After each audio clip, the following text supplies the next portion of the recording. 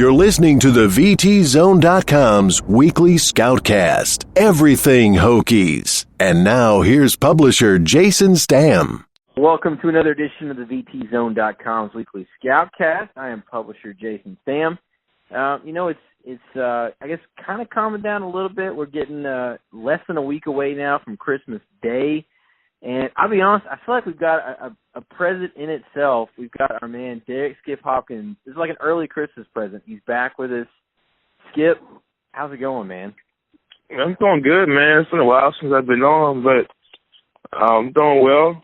Hot Springs got a state championship, so I'm excited about that, but I'm doing well. I know I've got to ask you more about that here in a minute because Doug and I had to kind of speculate. So Doug Bowman also joined us. Doug, you've been, at least our one consistent, and at least I guess we don't have to speculate anymore now that we've got Skip on here. Yeah, we can finally, put some rumors to bed. And, I guess it's Skip. I guess there's a chance that, he's moving on to bigger and better things now. He's got a state championship.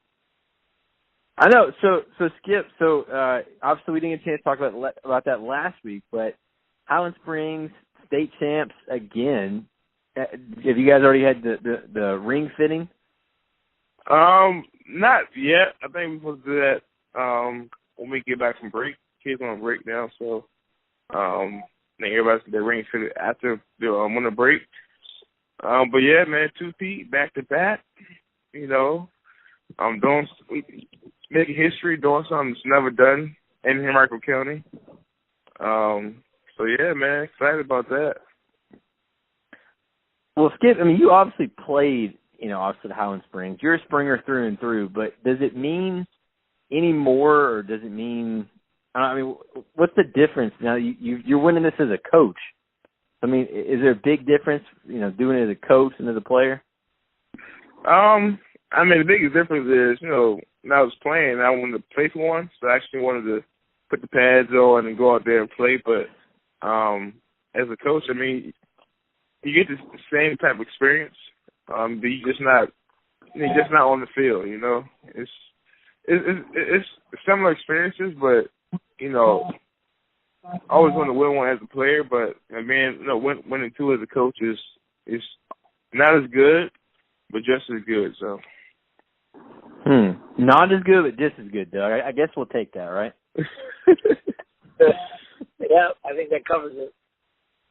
Well, okay, so here's one of the questions, I guess, Skip, you can put to bed for us now that we've got you on here. So Doug and I want to know, do you wear your ring? I guess it will be rings, but do you wear your ring out all the time, or do you just like bring it out special occasions, or is it like in a case somewhere? Oh, no, it's just special occasions for me. I know the players wear it a lot, wear it to school or, wear it to whatever, just to, flash it off, show it off. But no, mine is I keep it in the case and special occasions like a banquet or I went to the Douglas Awards this past Monday, and I brought it out for that. But just special occasions. Which also includes Doug Bowman's birthday, right? I'm not sure about that, man. Doug, maybe one day it'll be a special occasion to bring out the rings on Doug's birthday, but he has to gain more age. But for me, it's to be able to bring it out on Doug's birthday. So we can do a banquet or a gala or something for my birthday. That's fine. yeah. Maybe if you do that, have special guests and stuff. It might be good enough for the rings to come out. But as of now, it's not there yet. Well, what would a Doug Bowman gala consist of? Are you like, are you auctioning off something or what? Yeah, no. It'd just be, it'd just be about me. Maybe put a highlight video on there or something. Be working in the office. I would love to see a Doug Bowman highlight tape. Yeah, Doug in the office. We can put it on Huddle. It'll be great. So I will say, speaking of birthdays, Skip, a belated, now we're only a couple days belated, but a belated happy birthday to you. I hope you had it sounds like you had a pretty good birthday. I think, did the missus do it up right for you? Yeah, she did, man. You know, I didn't do too much. You know, it's my day off, so I also wanted to just relax a little bit and, you know, hang out. But we, you know, got a haircut, got a little massage. And I went to this place called Center Bistro. It's basically, you know, you can watch a movie and eat dinner at the same time. More like a fine dining type of thing, but at the movies. Ooh, fine dining. But it was pretty fun. I enjoyed it. The movie was really good. Okay. So I will say, you know, Skip, we got you back. We got some of the good stuff out of the way. It's been, I don't know, not all good news this week for Virginia Tech. I mean, the biggest thing,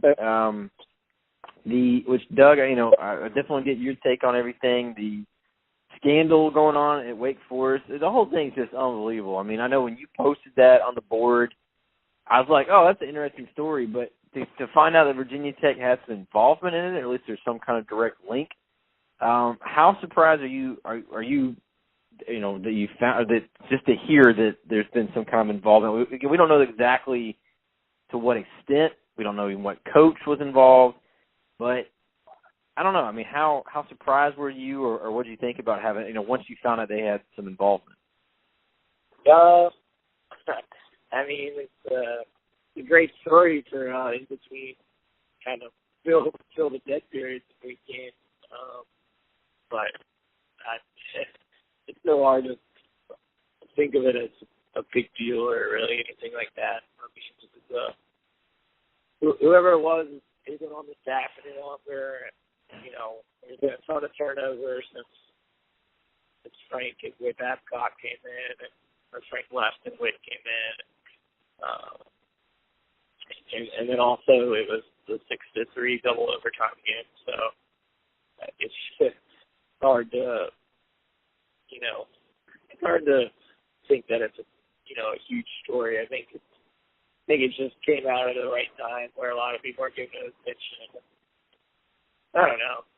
Kind of ready for the story to, be done. Skip, what do you think, man? Are we making a bigger deal about it than it really is, you think, or is it something that we need to dig more into? I think it's people making it bigger than it is. I think it's just the next story. It's a scandal. It's just the guys giving a playbook out. Coaches in general, not just BT coaches, but just a coach in any level of sports, always wants to get an advantage of the next team. So, somebody's offering something. 9 times out of 10 coaches, they're going to be like, oh, hey, right or wrong, that's the way some coaches do. Not BT coaches, but just coaches in general. So to hear something like that from the BT coaches, I was a little surprised. But I'm not surprised as to hear it as far as a coach, if somebody's offering information about the team, 9 times out of 10 coaches are going to take it. But that's just being, on any level, like even rec level. Somebody says, "Oh, hey, I know what they're going to do." Okay, but it's just the way it is sometimes. But when I heard about Virginia Tech, I was a little surprised. But yeah, that's old. It was weird. We're in 2016 now, so I guess the information that they gave us wasn't that great because we lost the game, right? Yeah, that was the 6-3 game where was throwing up his arms. Yeah, he probably gave us wrong information anyway. So he probably gave us wrong information anyway since we even lost that game. So I don't think it's that big of a deal. It's time to move past it and look towards the bowl game. So I've heard a few people say that same thing, Skip. But at the same time, the ACC fined them $25,000 yesterday. So was that a little excessive? What do you think about them getting fined like that? I didn't realize that's the maximum any team can get fined in the ACC. Let's think about it. How much money did we make this year? I mean, a lot. I don't know, a pretty good chunk of money. $25,000 is like $100. Yeah, that's a GA salary though, Skip. But I mean that's not gonna hurt anybody. That's not gonna hurt the program. I mean, it's not gonna do anything. That's probably just it's not gonna do much. $25,000. It's not. I mean, in the sense of Virginia Tech, it's not that much money. To be honest. Well, I mean, I don't think it's supposed to do much financially. It's supposed to just be, at least gives the appearance of, hey, they did something wrong. They get the max amount. Yeah. Does that do anything perception-wise? I mean, it's just like the NFL signing NFL player for, $35,000 for a celebration is like, well, you make $100 million a year, so it's not. It's not really, they're filing them, but it's not really, It's just something to say they did something. That's all. Doug, what do you think of the fine? Yeah, I mean, it's a fine, and I mean, they obviously had to do it to, discourage that in the future. So, if it keeps getting phone calls about the other team's playbook, hopefully they turn them in pretty quickly instead of what seems like has been going on for a few years now at Wake. So, but yeah, $25,000. Yeah, I mean, not that much money, but I mean, I'm sure Witt would have preferred to not pay that. So I don't know. Not that big a deal. I think they should take that $25,000 and give it to whoever decided to use the hashtag Wakeyleaks. Yep, absolutely. Well, it's I don't know. It's one of those two. Like Doug, I mean, do you think? I mean, obviously, Bud Foster and Coach Frank Beamer, talked about it. Do we have any reason to not believe that they didn't know anything about it? I mean, I don't see any reason why Frank Beamer would lie about knowing a couple plays. I mean, right. How it was presented to them, whatever information they took out of it, it could have been in a way where, I'm sure the assistant coach wasn't like, hey, this dude just took me all the plays. I don't know. But I think you got to take, especially Frank Beamer at his word, that maybe this just kind of built it into whatever his normal game planning was. Yeah.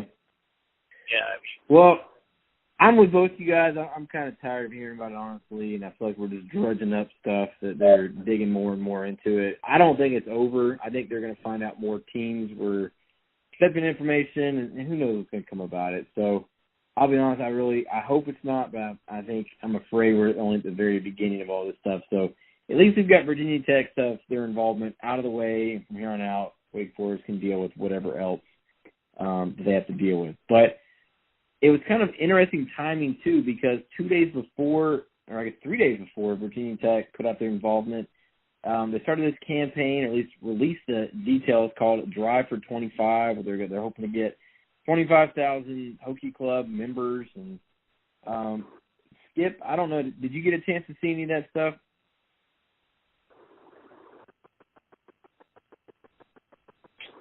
Skip, did you see any of the Drive for 25? Hello? Yep, can you hear us? Oh, yeah, okay. Nah, I didn't get a chance to see any of that stuff. Basically, Coach Beamer is going to be like the face of it, and I mean, he's just kind of be the spokesperson, I think, what it sounds like. But I mean, is that? I mean, how much do you think that? Well, I guess I'll put it this way. Virginia Tech, they were making the argument, when they announced it, about how much they are behind so many other schools financially, and the support they get. I mean, from being a player there, Skip, and from everything do you think there's a huge? Is there a big gap? And if there is, how much of a difference does that make with Virginia Tech being able to do, what it wants to do and what it has been able to do? How much do you kind of blame on the financial difference?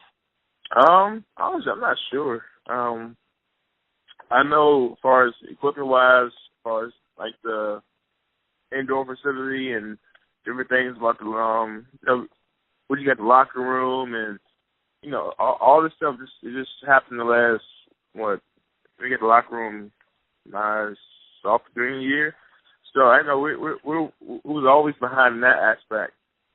We just got the indoor facility, so that's good. They just redid all the front office stuff and all the things like that. So I think we're coming along. But when I was in school, we was still playing on that old our indoor facilities was on that old AstroTurf, type of, we like. Oh yeah, in Rector, yeah. Yeah, in Rector, it's like we go to all these other colleges and they have what we have now, but back then we was still playing on AstroTurf. It's like, come on, really? You fall, you scrape your whole arm up. It's like, gosh, and you run on that thing. It's like your knees start aching, and people didn't want to practice in there because it's once you finish practice, it's either it's hot or it's muggy, or your body just feels even worse just because you played on AstroTurf. But I think we make steps to make the facility better and make things up to date. But I think we're still behind on just small stuff. But I think it's getting better. I'm not sure if it's people donations or if the man people just don't want to spend the money. I'm not sure. I'm not all in that. I'm not sure about all that, but I know from my experience, we was always behind on other schools who were getting the top level equipment. Not as far as shoulder pads and helmets, but as far as the weight room, and then they just redid the weight room my junior senior year. So yeah. So Doug, do you think? Skip makes a good point. Now the locker room's been updated. You've got a brand new indoor facility still. Is there a big gap? And I don't know. Is the 25,000 attainable? Because to me, I just think they're thinking it's almost like wishful thinking. They've been at 11,000. I think what Babcock said since the 90s. Yeah, I'm just. It's hard to think that they can get 25,000. I don't know. Who knows how long it's going to take them? But I don't know how it's going to be. To me, it's going to be quite a while before they get even remotely close to that. Yeah, I definitely think it's going to take many years. You basically have to completely change the thinking of the fan base and why they need to join the Hokies club. I think in recent years it's been because that's how you can get season tickets, but I think they're trying to change it now to this is more about what we need to compete with a Florida State or a Clemson. And obviously they're quite a ways behind what they're doing there, but with the cost of attendance and it just gets more expensive each year to run a high level Power 5 athletic department. So and I think they're probably going to be adding another assistant coach here in the next. I think they vote on it in April, so that's another couple $100,000. Everybody always needs more money, so it's not surprising that they're asking for more money. I do think 25,000. I think that would be the most in the ACC. So yeah, I think it would. That's obviously a reach and an ambitious goal to go from 11,000 to more than whatever Florida State has. Had a multiple decade head start on them. So yeah, we'll see. I think 25,000. Probably going to be tough to get, but I think that's the number that we gave him enough money to compete and kind of level the playing field as college football and all that stuff changes, make it more expensive. Yeah, I mean, I don't want to put him down or anything. I mean, you said it, Doug. It's a very ambitious goal, but I think as soon as I heard that, I thought, okay, good luck. I mean, that's just a really, it's really stretching it pretty thin, I think, to think he can get up there. But hey, more power to him. I mean, we know what this a very large alumni base of Virginia Tech grads throughout the state and D.C. and throughout the country. So be interesting to see if they can do that. But I think it's definitely ambitious goals. And on that same day, go ahead, Doug. I think they're going to be painting the Drive for 25 logo on the 25-yard line. Probably. For quite a few years. I think it's going to become a staple.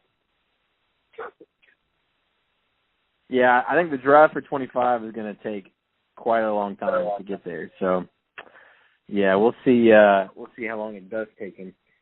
I tell you what, though, guys, we've had a chance to finally ask these guys.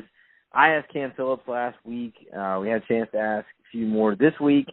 Now the season's getting to be close to over. We know, especially Virginia Tech, they've got.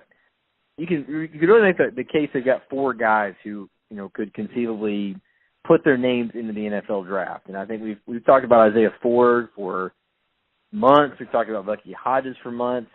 Cam Phillips, Gerard Evans will also have that opportunity being juniors. Skip, I'll start with you, man. I mean, I know it's no secret. Isaiah Ford's pretty darn good. So, obviously he should have a shot to be drafted. But of the guys they have drafted, I mean, and we'll talk more about it. But as of now, what do you think about some of their chances? And I don't know, should Isaiah go? Should Bucky go? Should any of those guys go? And what do you think about where they stand right now with the draft? I think Bucky is the most ready, just off of physical features, height, strength, speed. I think he's the most NFL ready. Isaiah is probably second, but I think he would need another year in the weight room, get a little stronger, a little bit more, maybe a little more faster, but it's definitely with strength to get build up some more strength and be able to handle some of the the DBs and things like that. But the other guys like Cam, and I think Cam needs to stay with Virginia Tech another year. I think if he does come out, he'll probably be, below around like 5th, 6th, 7th round maybe. If that. So I definitely think he needs to stay. Bucky's probably around first top 3. Isaiah probably top 3. So I think Cam needs to stay. But the other 2, I can see him going. I see Bucky going top 3. Isaiah, I can see him going top 3, maybe 2nd, 3rd, most likely. But yeah, I think Cam needs to stay another year. But I think Isaiah should stay. But if he put his papers in and he's rejected top 3, hey, go get that money. Well, and I know as far as academic-wise, I think a lot of people forget that Bucky did redshirt a year, so he's, technically, could have been a senior if he'd played all the way through, and he's already, just graduated with his degree. I saw it this weekend. Doug, what do you think about the chances any of those guys have, and should any of them go? Is it do you think Isaiah and Bucky are definitely gone, or do you think there's a chance either one of them stay? I think Bucky's definitely gone. I think there's a chance Ford could stick around for one more year. I don't think he has anything left to prove, really. I think he's a 2nd or 3rd round pick, and I don't think that's going to change with another year. So I think he should go. Go for it. Cam, I don't think there's any chance he leaves early. I imagine he'll submit some paperwork just to see what they say. But especially if Isaiah leaves, and then they can't come back for his senior year to be the number 1 wide receiver. I think that would be something that would help him out a lot in terms of his draft stock. Sticking around for him, he probably has another level, or he can prove something and really improve his stock next year. Well, I don't think if Isaiah Ford goes out and has his fourth really good season in a row, I don't think that changes what people think of him. So I think Bucky and Isaiah are going to both believe in Cam and Schuster on it. I think they're both definitely back too. Well, I think they'll definitely have some interesting decisions to be making, and yeah, I think you're exactly right. I think Cam, I think definitely needs a year as the number one guy. I think he can definitely prove a lot, not being in the shadow of Isaiah. I think Isaiah and Bucky are both gone, but we'll see if either one of them stay. I think Cam would be kind of foolish to leave early and send him with Gerard. Gerard only has 1 year at the D1 level, so we'll see if he decides to come back. But let's see, recruiting wise, Doug, I think we talked a little bit about last week. We had a couple of guys that signed. Really, we're kind of in a dead period right now. It's not a ton of action going. We're actually getting one decision later today on Monday. Zach Gill will be making his decision between North Carolina and Virginia Tech at 3 o'clock today. So interesting to see where he goes. I think Virginia Tech has a very, very slight edge. Would not surprise me either way that he goes.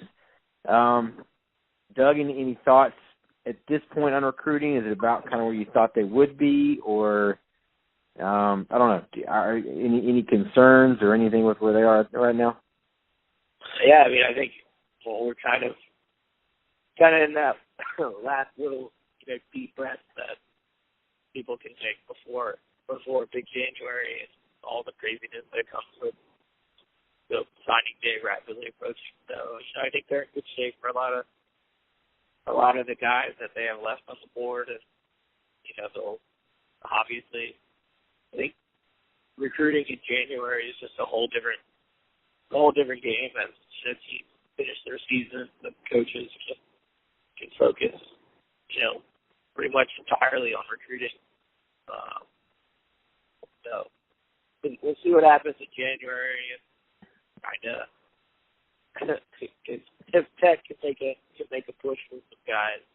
I think people in recent years have got used to Virginia Tech being the number 2 team on a lot of their top targets. So we'll see if Swinte, the new coaches can change that a little bit. So I think it'll be interesting to see how well they finish and how that affects. I'm sure they're starting to get tight on numbers and kind of how they fit the puzzle together. Maybe what they're doing.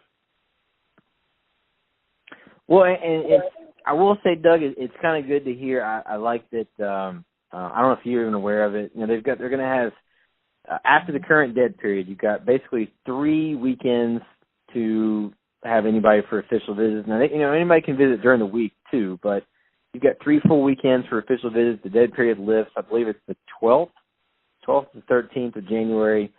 I don't know if I like it right off the bat. January 15th, that's a Sunday. They're having a junior day, so in the past they've waited till after signing day.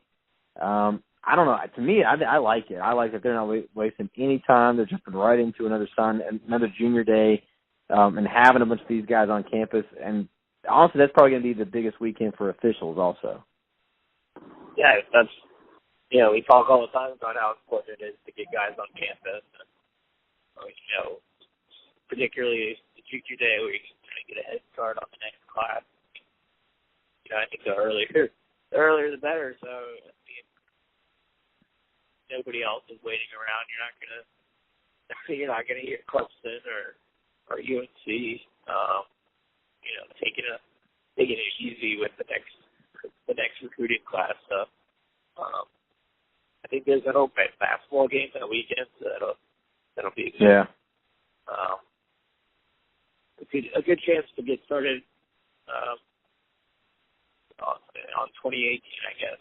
I think I talked a couple weeks ago about, Fuente kind of had to jump right into this class when he first got hired. And, I think now having a coastal championship and a dynasty season kind of validate his message and what he's doing. I think the 2018 class could be the first one where you kind of see some results from the success they've had.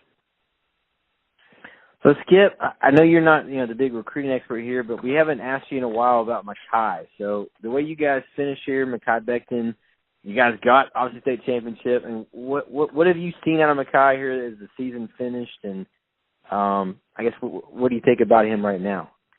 I think he's gotten better every game. Just developing his skills and getting ready for the next level. 2-time champion.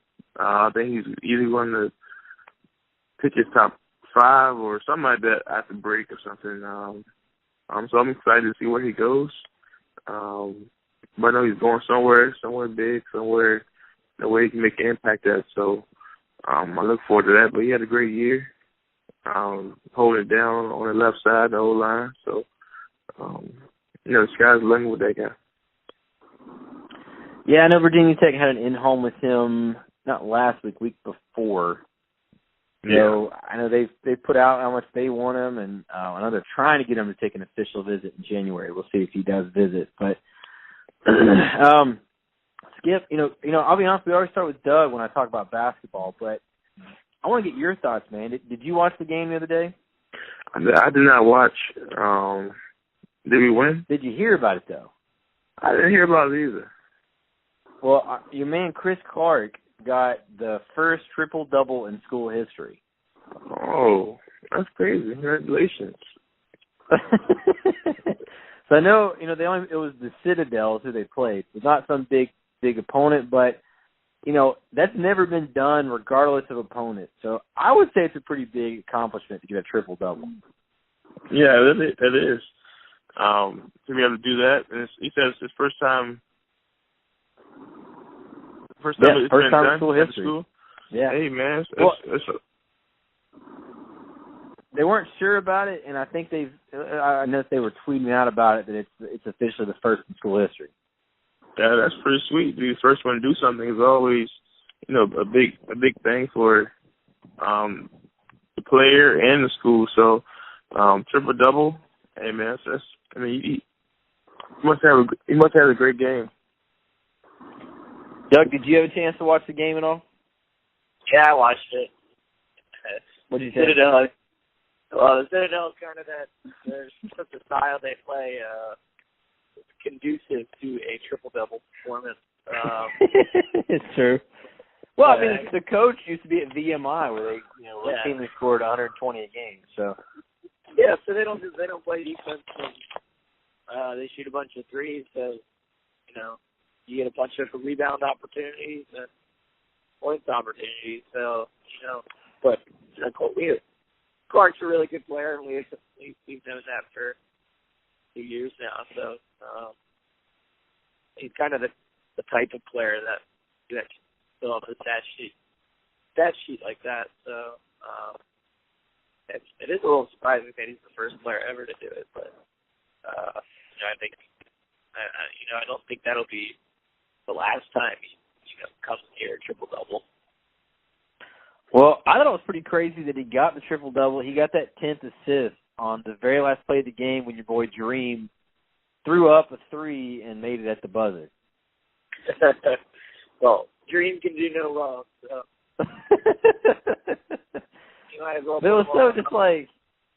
It was so just like hot and cold, Doug. I mean, they were terrible in the first half, and then they scored 73 points in the second half. Yeah, I mean, that's Citadel's going to try and hope that you have an off night.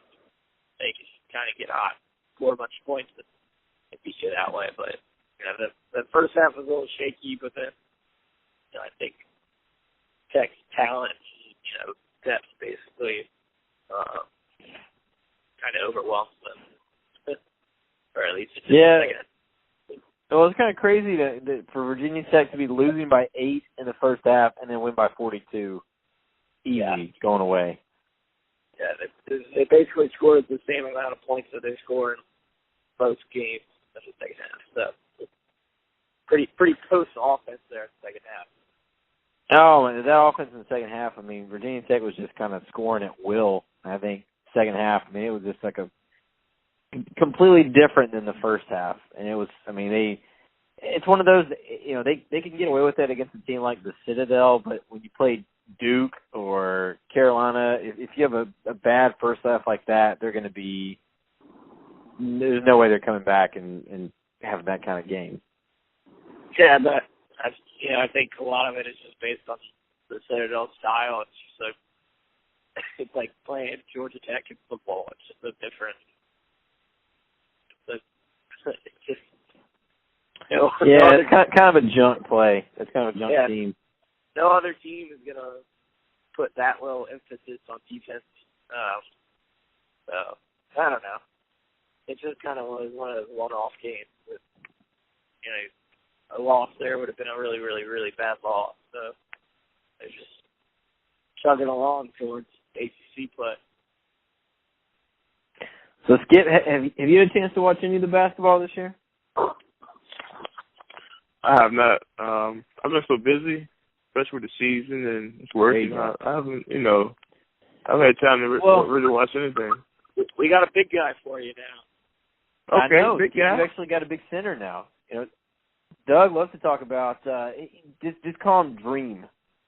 Yeah, his nickname is Dream. Great. Yeah. Name a freshman. After one of the greatest centers in NBA history. So. Well, I thought he was nicknamed after Skip. Derrick Dream Hopkins. Okay, all right. What is he doing? Doing anything good? I mean, what do you have? I know he had double digits scoring of the day, Doug. I mean, he had that three-pointer at the buzzer that gave Chris Clark a triple-double. So yeah, he's got the total package that you're looking for. You got some range? You got. I think he just got lucky. Yeah, I did too. I don't think he did that yet. He made all 6 shots though. He was 6 of 6, 14 points. Okay. You got any post moves, or is he like those? You got to just like the space the floor. Or is he like a true big man? I mean, I think he's got some moves. I don't know what you think, Doug, but I think Dream. I mean, he's got a long way to go, but he's developing, but he can play with his back to the basket, give you a little sky hook, a little shimmy on the baseline here or there. Okay, I hope you don't do a sky hook, but that sounds pretty good.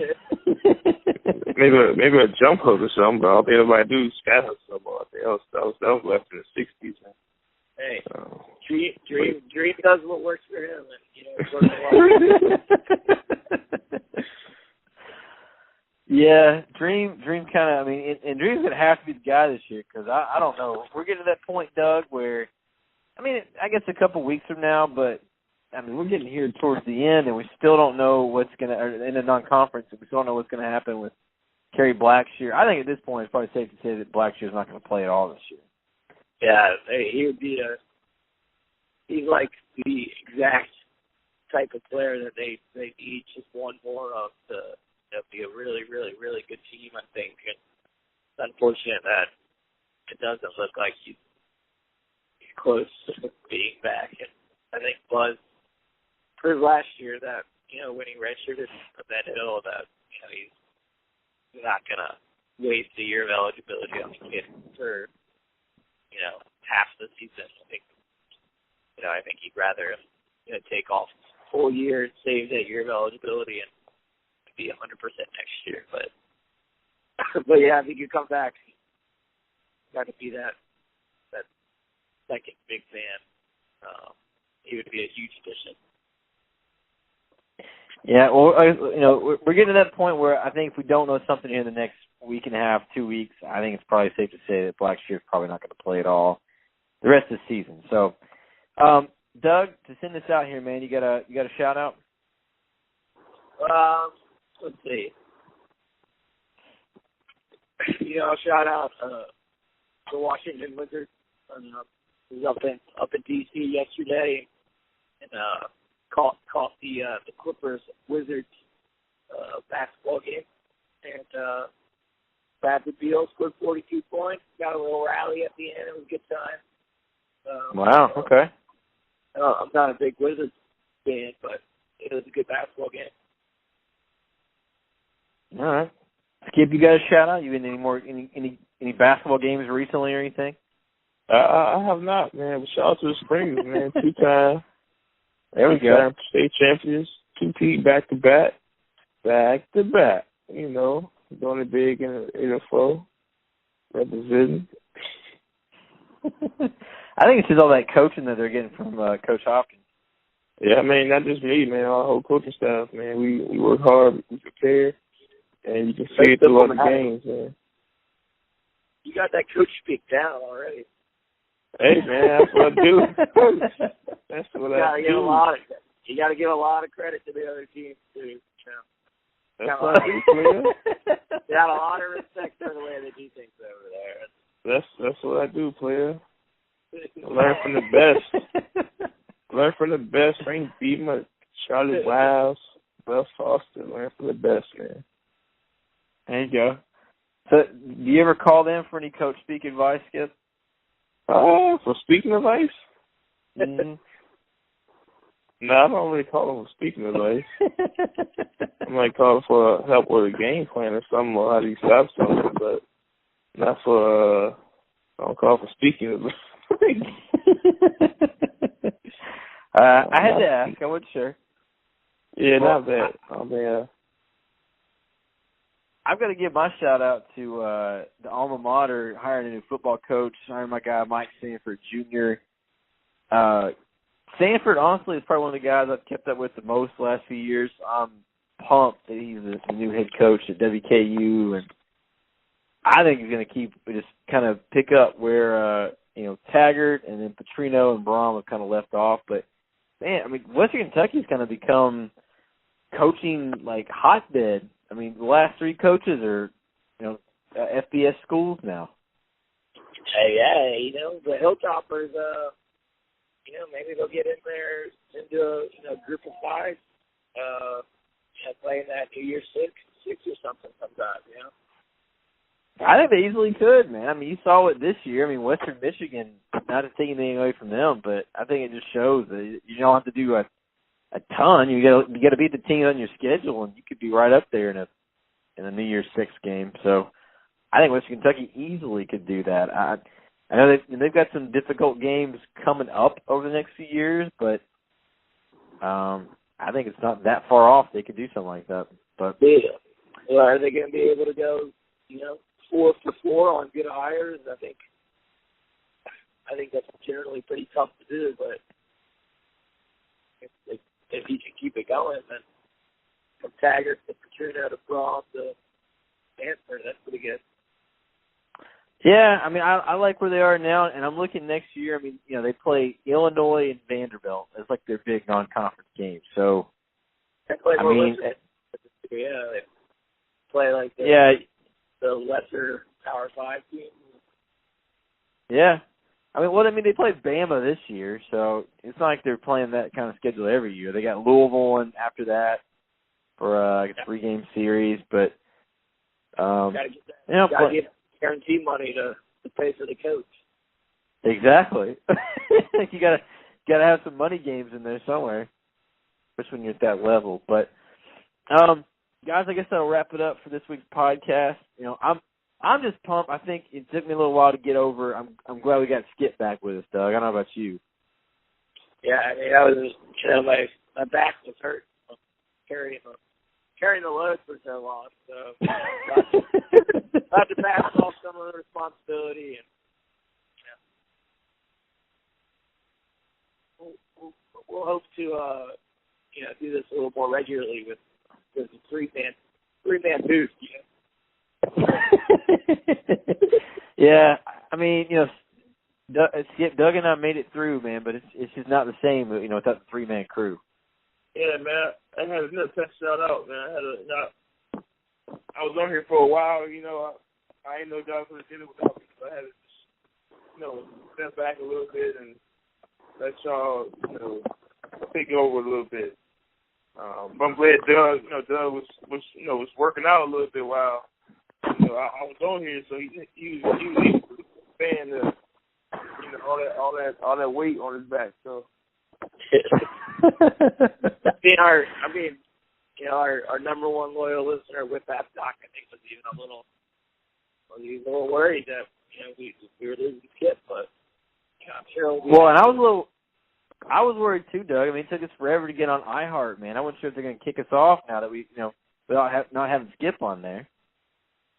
Yeah, I was getting worried if it was iHeart material anymore without you, so. Well, we can kind of put that to bed. It was still iHeart material when it was just me, but it's just a little better. Yeah, I'm not putting you down, Doug. All right, Jake. Hey, Doug, I don't know, man. I don't know. I think my ratings bump us up to iHeart material, man. I don't know. I got some loyal fans on here to listen to me, so. Hey, whatever's best for the show. That's what we're. we're just trying to go 1-0 each week. There you go. 1-0. We need to get some 1-0 iHeart shirts made up. Yeah. Go 1-0 every week. 1-0.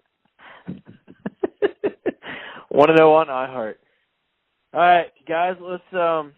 I guess we'll see everybody back here next week. We got one more basketball game before Christmas. I guess it'll be our Christmas episode next week. So, do you guys have any gifts you want to be giving out, or anything for Christmas? We'll do a little earlier podcast so we can not interfere with the holiday weekend, but definitely looking forward to a Christmas episode, the Christmas special with Skip and Doug. So for those guys, I'm Jason Stamm. Thank you for checking us out this week, and we'll see you back here on the podcast next week.